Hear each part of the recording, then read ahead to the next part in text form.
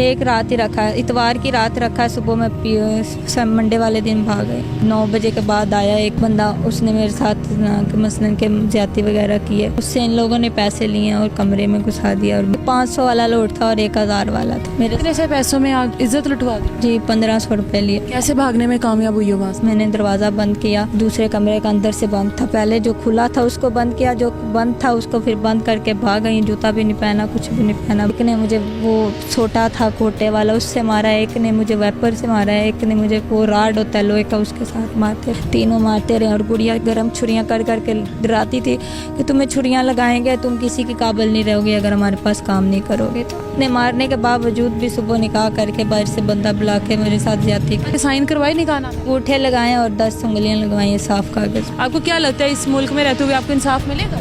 नहीं लगता, फिर जिसके पास भी जाओ पैसा मांगते हैं, पैसा मांगते हैं। अस्सलाम वालेकुम, आप देख रहे हैं लीडर टीवी और मैं हूं एनी फैसल। और मेरे साथ आज जो लड़की मौजूद है, कहानी कुछ यूँ है कि ये लड़की एक सैलून पर काम करती थी और जिसके साथ काम करती थी उसका नाम है अरूज। अरूज की शादी हुई और उसकी शादी एक ऐसे घर में हुई जहाँ पर शादी तो कर ली जाती है लेकिन वो एक मकसद के तहत की जाती है कि निकाह के बाद उस औरत से हर तरह का वो 2 नंबर काम करवाया जाता है जिसको हमारी सोसाइटी एक्सेप्ट नहीं करती है। इसके ऊपर उस लड़की के जो शोहर का दोस्त है वो जोर देता था कि मुझसे निकाह करो, क्योंकि ये वहाँ पर काम करती थी और असलियत से वाकिफ़ थी और इसकी दोस्त ने इससे अपना हर दुख शेयर किया हुआ था कि मेरा शोहर मुझसे गलत काम करवाता है और वो ज़ाहिर अपने घर से तंग भी थी। इसको सारी असलियत का पता था। इसके इनकार पर इसको अगवा किया गया। उस लड़की ने खुद साथ मिलकर इसको अगवा करवाया, ज़बरदस्ती अंगूठे लगवा कर इससे निकाह नामे पर दस्तखत करवाए।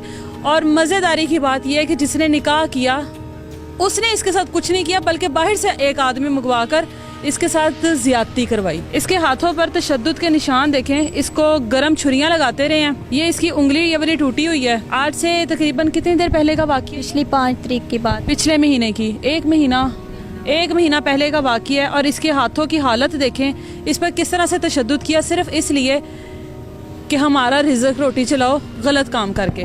बाकी की जो भी बात है हमें फरजाना बताएगी। अस्सलाम वालेकुम। वालेकुम सलाम जी। आप कितनी देर आपने सैलून पर काम किया, कब शुरू किया था? 6 महीने पहले की बात है। वो दोस्त थी, वो आपकी जानती थी उसको? जाती थी काम कर वगैरह करवाने के लिए, वैक्स करवाती थी, पार्लर पे आनी जानी तैयार वगैरह होती थी और लड़कियां भी उनके साथ आती जाती थी कि जो उनके पास काम करती है। लेकिन मुझे पता था ये लोग ये काम करवाते हैं, तो मेरा नंबर उसके पास था और वो व्हाट्सअप पे स्टेटस वगैरह मेरे यूज़ करती थी। उसके वो जो लड़का है उसने मेरे देखे और उसने कहा कि मुझे इससे मेरी दोस्ती करवा दो।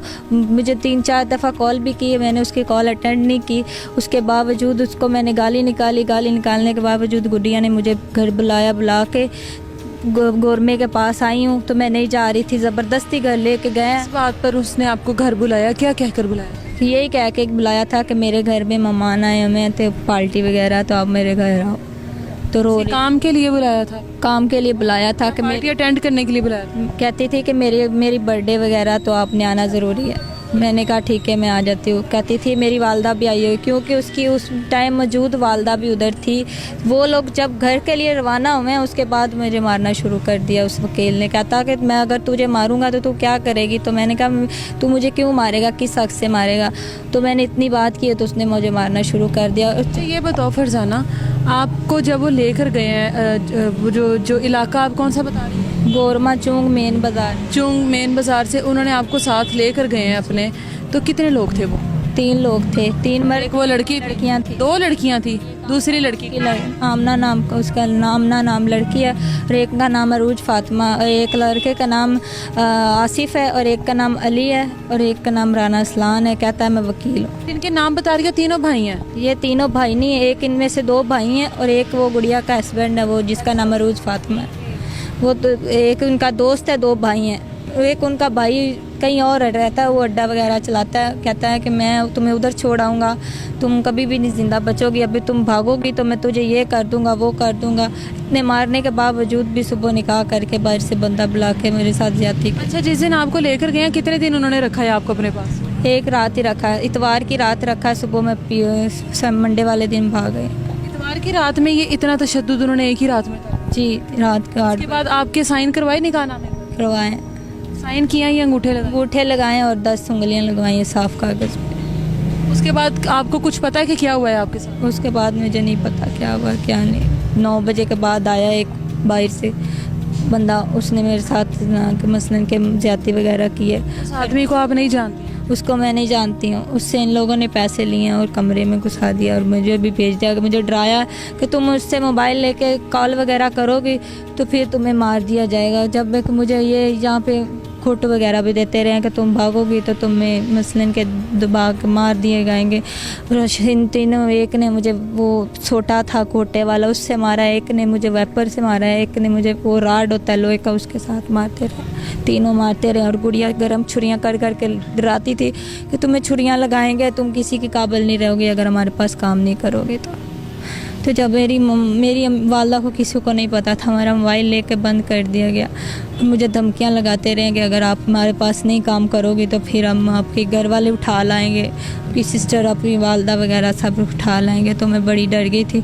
जब मैं घर आई हूँ तो मेरी वालदा मुझे लेके साथ चली गई अफेयर आपको पता है इन्होंने उस आदमी से कितने पैसे लिए थे जिसने आपके साथ ज्यादती की? मैंने एक 500 वाला नोट था और 1000 वाला था मेरे। कितने से पैसों में आपके साथ उन्होंने आपकी इज्जत लुटवा दी? जी 1500 रुपये लिए था। कैसे भागने में कामयाब हुई हो वहाँ से? ये लोग 4 एक कमरे में सो रहे थे और जो दूसरा वकील था वो दूसरे कमरे में एक लड़की के साथ था, वो आमना के साथ था।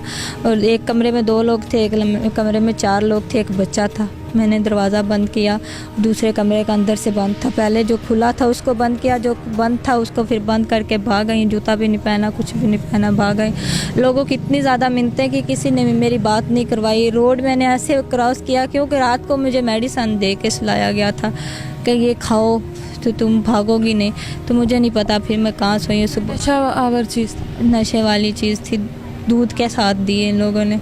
तो मुझे जब 3 बजे होश आया मैं भाग आई हूँ और मुझे नहीं पता मैं रोड कैसे क्रॉस कर रही। इतनी लोगों की मिन्नतें की हैं, किसी ने मेरी बात करवाई। फिर कैसे घर तक पहुँची अपने? मैं घर तक इसलिए पहुंची, एक रिक्शे वाला था उधर जाके मैंने कॉल की अपने कज़न को। मैंने कहा कि मुझे यहाँ से चूंग से आके ले जाओ।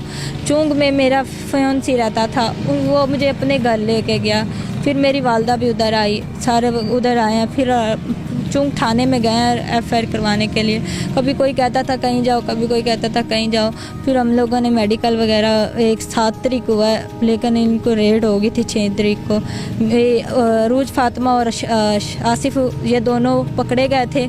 पकड़ने के बावजूद राना सलान और अली बुस्का और आमना लोग ये फ़रार हो गए थे, ये नहीं पकड़े गए। उसके बाद अभी भी आपको कोई धमकियाँ वगैरह दे रहे हैं? अभी भी दे रहे हैं कि आप लोग सुलह नहीं करोगे और जो राना सलान है उससे माफ़ी मांगो और उसके सीनियर वकील से माफ़ी मांगो।